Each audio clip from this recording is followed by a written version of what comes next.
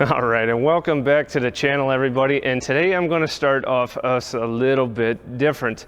As you guys got to see last week, I was out on vacation. I'm happy you guys got to enjoy the missile video.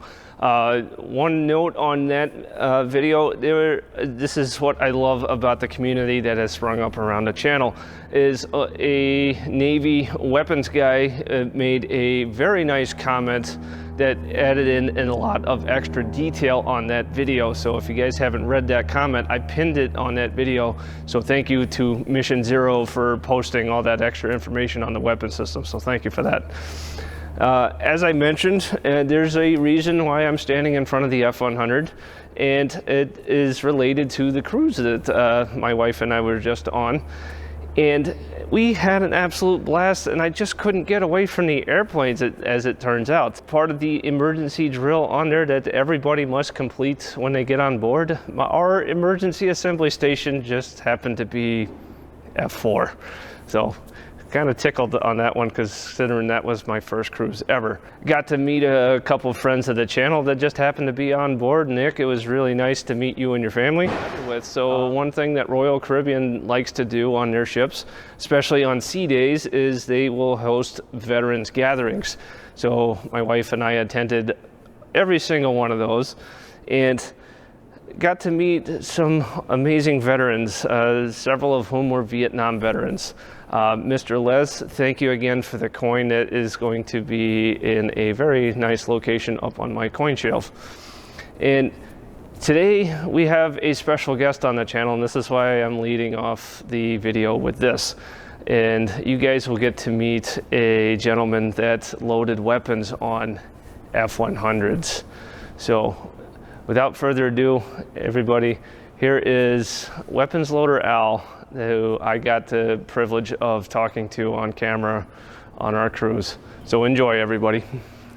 All right, everybody, welcome back to the channel. And as I promised in the intro there, I got a very special guest that I had the fortune to meet here on the Harmony of the Seas, that cruise vacation that my wife and I took this past week. And at one of the veterans gatherings, got to meet a whole host of veterans that were on board. And I had the pleasure of meeting Al, who served with the Air Force, correct? Yes. And had a special connection with one of the aircraft that I have the honor to help maintain. And what you actually got to put hands on in less than ideal conditions halfway around the world. Yeah, a lot of hands-on. Mm-hmm. So, Air Force, what years did you serve? I was in, 67 to 68, I was in Vietnam. Okay. And that's when I worked on the F-100. That's, wow. And you actually got to load weapons on it for real? Yeah, a lot. We, probably the majority of the frag that we loaded, the bulk of it, a lot of it was napalm and high drag 700, for high drag 250-pound bombs. Wow. That's the Snake Eyes? Yeah. Wow. Now, we also did load some 750s, but it wasn't quite as often as the 250. That was their main catch-all. Nice. And I'm sorry, what squadrons did you serve with? It was the, let me think, 614th Tactical Fighter Squadron. Wow. Now, when I was stationed there at Phan Rang Air Force Base, there was also fighter squadrons from other countries. Actually, we had an Australian group that was there with their light bombers. Other nations helping us out? Yep, they did. That's awesome. So F-100 was your primary airframe, correct? Yes, at Vietnam it was, yes. Okay, and you also, I think you mentioned you also got to learn how to load, unload other airframes as well? Yep, while I was stationed at Phan Rang, we had, in case we had other planes that came in that with ordnance still on it or hang up or whatever else, they sent us, my load crew, I was the crew chief on a weapons load crew, and they sent us up to Cam Bay to learn download procedures on F-4C, right. And then from there we went to Karat, Thailand, where we learned download procedures on the F-105. Oh, the Thunder Chief. Yep. Also known as the Thud. Yeah, Thud. Wow, that's awesome. And F-Force, I think you just said? Yes. But F-100 was primarily your baby, right? As far as Vietnam, yes. When I was stationed up in Bangor, Maine, before I went to Vietnam, I was working on the F-101. It had a Oh, the rotary bomb door on it. Okay, is that the Voodoo? I'm just trying to remember all my Century Series fighters. Voodoo. That was? Yeah. Okay. And it had a rotary door on it. One side was conventional rockets, the other side was nuclear. Oh, wow. Yeah, so it worked on them. Okay, you never had to handle those kind of weapons, I don't think, did you? Oh, yeah. Wow. Yep, we did. I can't imagine the security around that stuff. Well, we had to have a top secret clearance to work with anything nuclear, but it was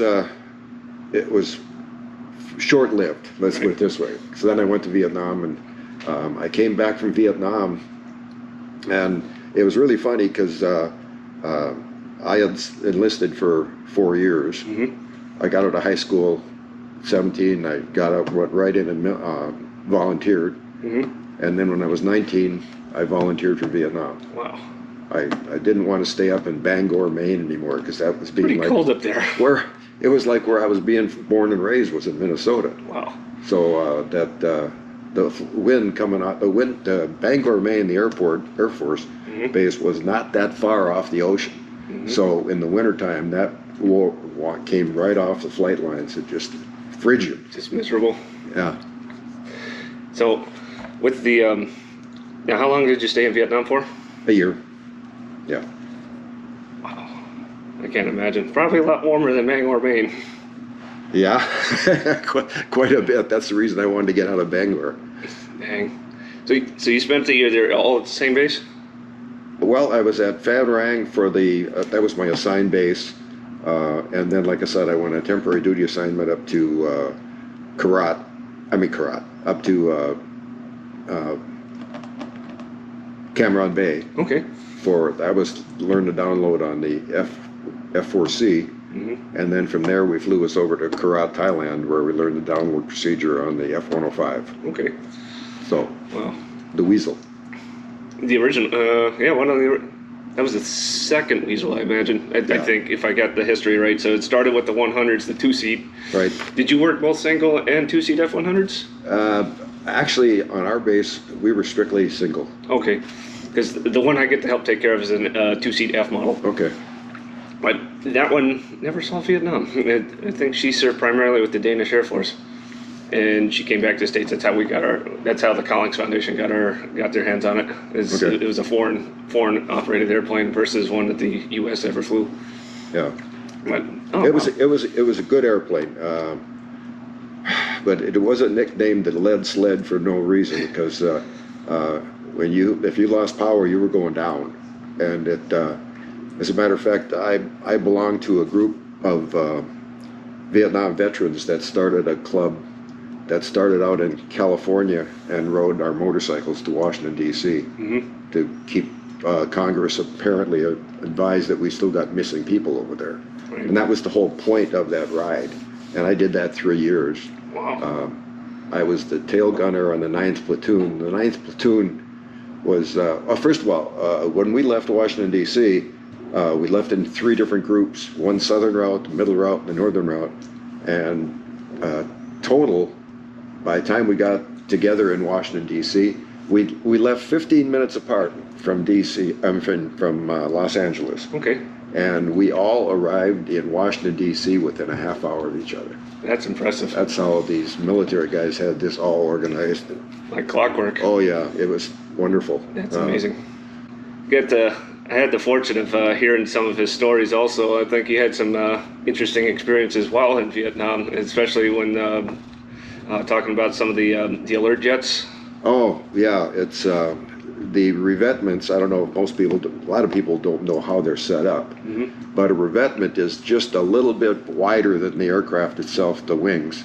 And it's 3 feet of steel filled with rocks and sand. And that's, of course, one plane gets hit, it doesn't take out a whole bunch of other ones. But we'd be loading one aircraft, and they'd scramble the one next to us, and we didn't know headgear. We don't know what headgear was. It's just that I lost my hearing because of that, from the jet noise. But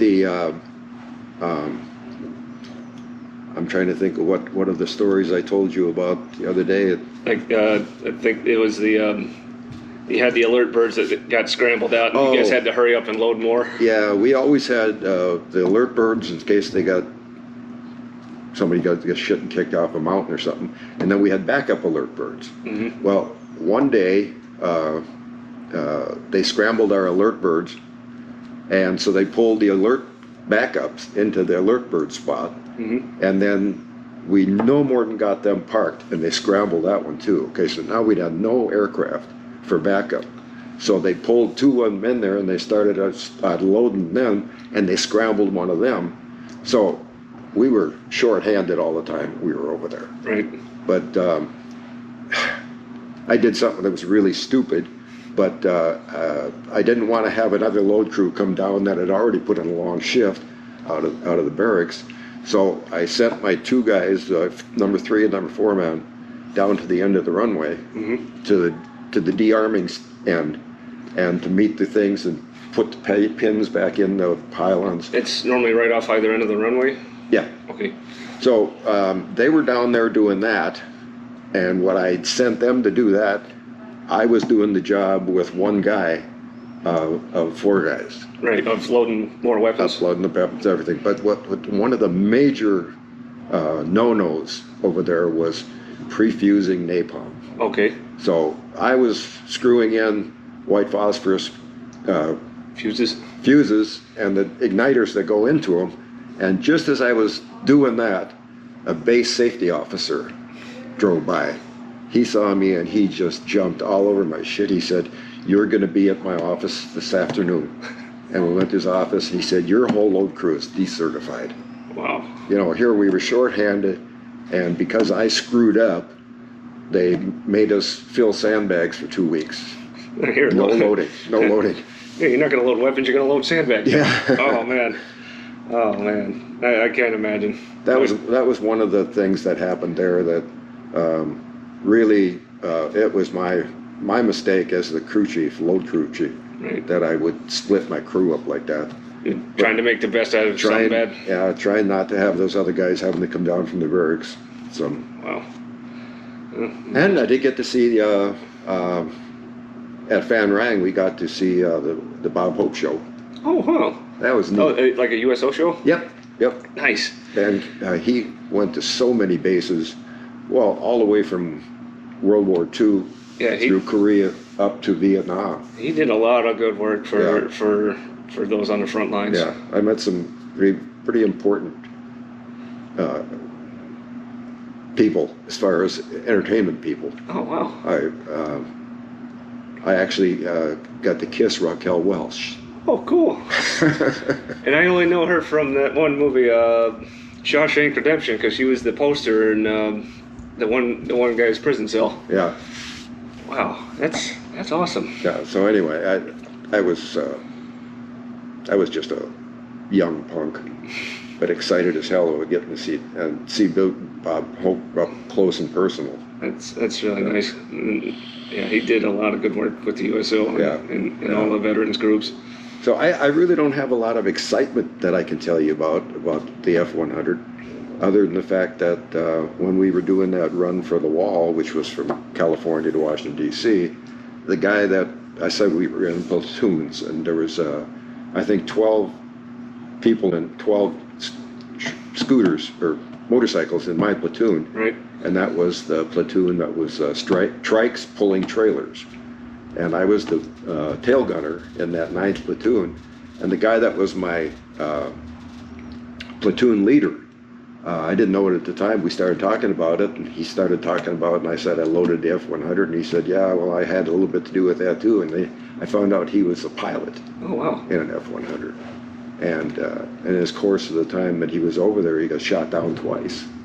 Caterpillar Club. Yeah, he told me, he said one time he was on a strafing run down in the Mekong Delta, and he's just finished a strafing run, and he started to pull up, and he said, I don't know what hit me, but my plane just blew up, and I ejected. And he said the Jolly Green Giant was coming down at the same speed he was on his saw what happened and was like, hey, let's go get him. So he jumped out of his chute, jumped in the helicopter, and he was gone. And then after that, about, I can't remember how long it was after that, but he got shot down in north. And he was not that far up in the north, but he was in the north. And he was lucky there. He was only on the ground for about an hour and a half. Yeah, He got picked up. Lucky not once, but twice. Twice. And his back is all screwed up. I can't imagine from that. the injection. Yeah, it's not gentle, especially on those older seats. Yeah. Yeah. So he really got lucky because unfortunately a lot of airmen never came home. that's right. But I'm happy to be able to do this and keep them going because we have one of only 2 flyable F-100s left in the entire world. Well, I'm looking forward to coming down to Houston in October. Yes, wings over Houston. Come over there. Is it like a 1 or 2 day thing, or? Oh, it's the entire weekend, Saturday and Sunday. Okay. Well, And usually there's a practice show on a Friday as well. And this past year, they did an entire Vietnam reenactment with CH-46s and AH-1 Cobra doing a pilot rescue. And A-1 Sky Raider was coming in providing ground support, and then they called in for an airstrike, and the F-100 and the A-4 came in to help out with that.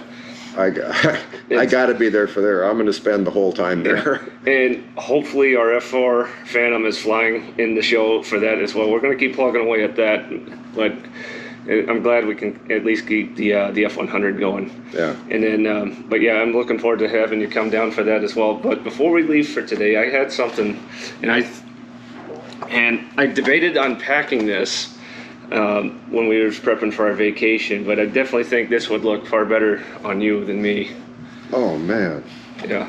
That's a brand new set of t-shirts that we got for the air show last year, and the back of it is also.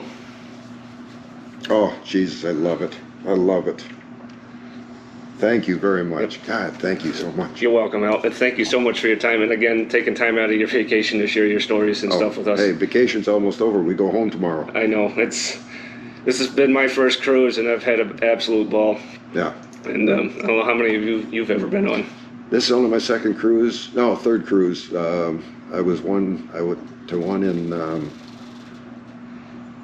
oh boy, I can't remember when it was, but the last one that I was on was 10 years ago with my current wife. Mm-hmm. And we were down in this same area.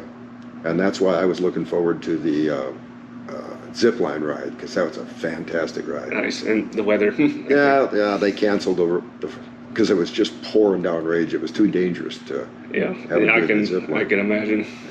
Thank you very much. Our pleasure, Al. I will wear that. I will wear it down to the show. I guarantee you that. Nice. Awesome. Again, thanks for your time, Al. All right. Appreciate it. Thank you. And if they didn't tell you back during Vietnam, and I know a lot of veterans were treated terribly, welcome home. No, thank you. You're welcome.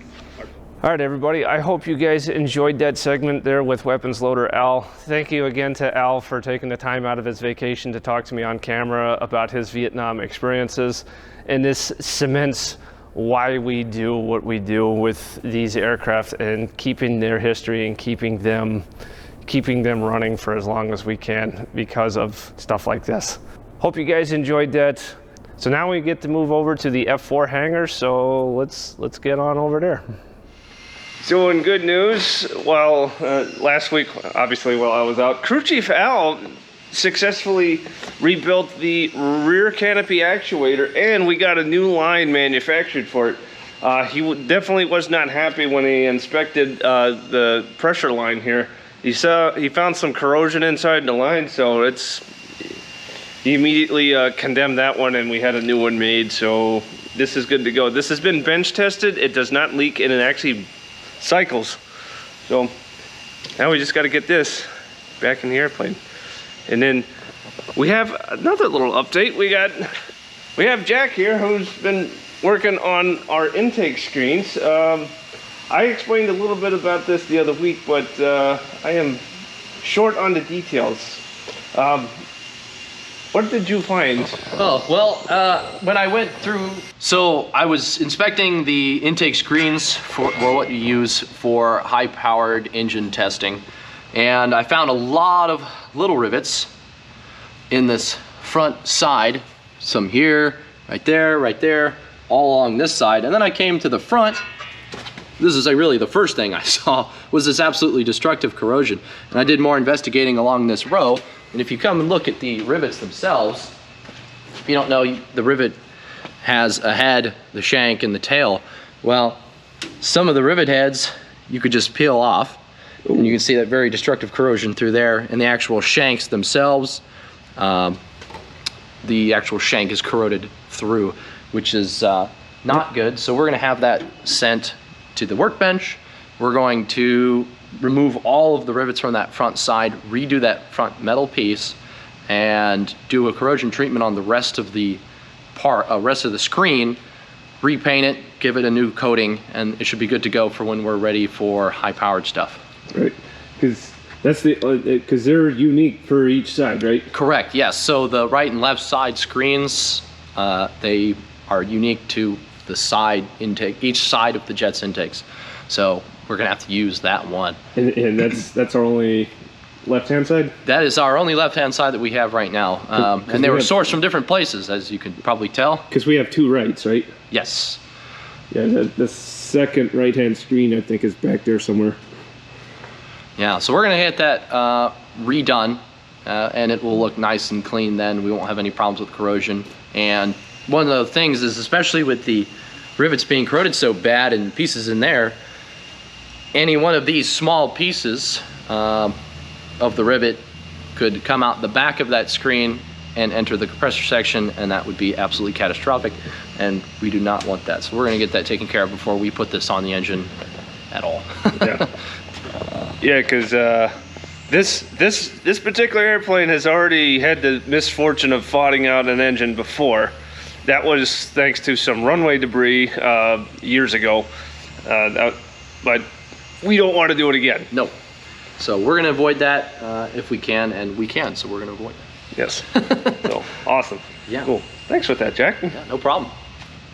Alrighty, we got a new tube in the tire, I think, right? This one's holding air? It's a new tube. We were leaking at the valve stem, so we went and got the tube replaced. Tire should be good now.